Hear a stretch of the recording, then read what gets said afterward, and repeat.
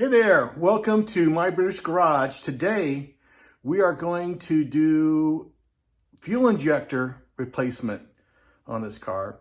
Show you how to yank them out and put them back in. Okay, here's a new injector. What I like to do is put a little silicone grease on these.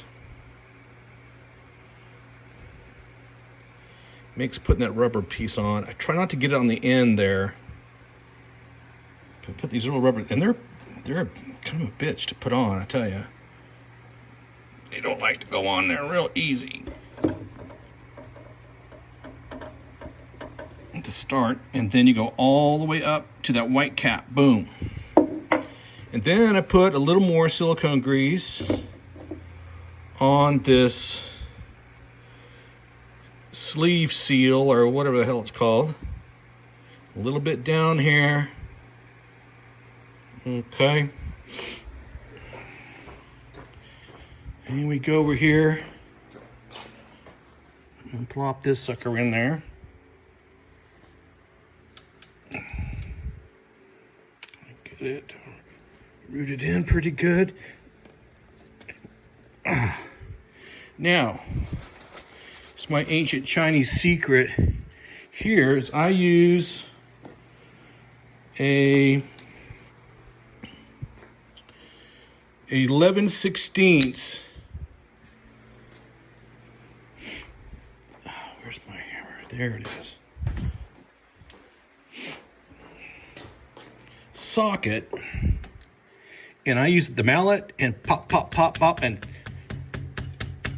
nurse that baby in there.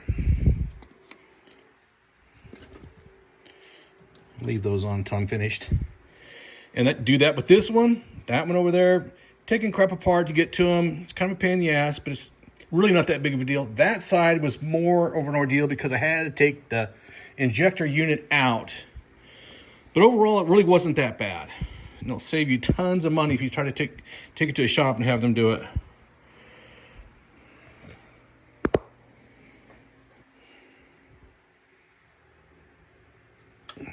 It's 14 millimeter to loosen up these fuel injectors.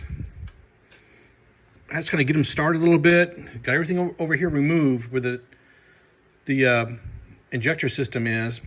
But when I reattach the injector unit, I leave these loose on that side. The fuel injectors have been replaced on that side.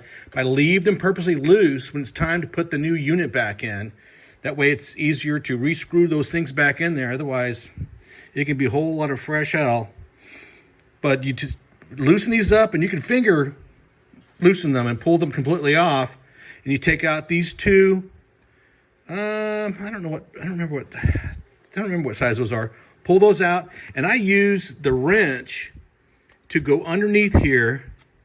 If I can find some decent light, and I'll be able to lift it up, and it'll pull these both out. I'm gonna try it here in just a second. We'll see what happens.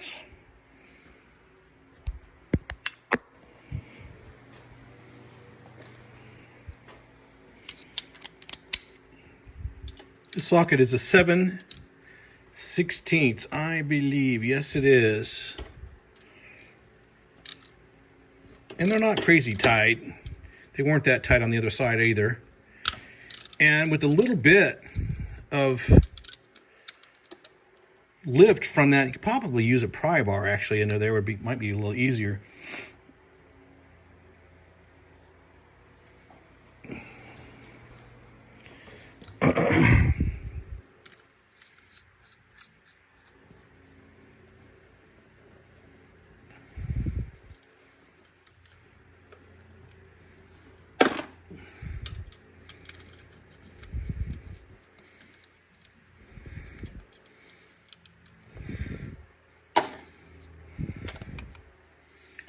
Okay.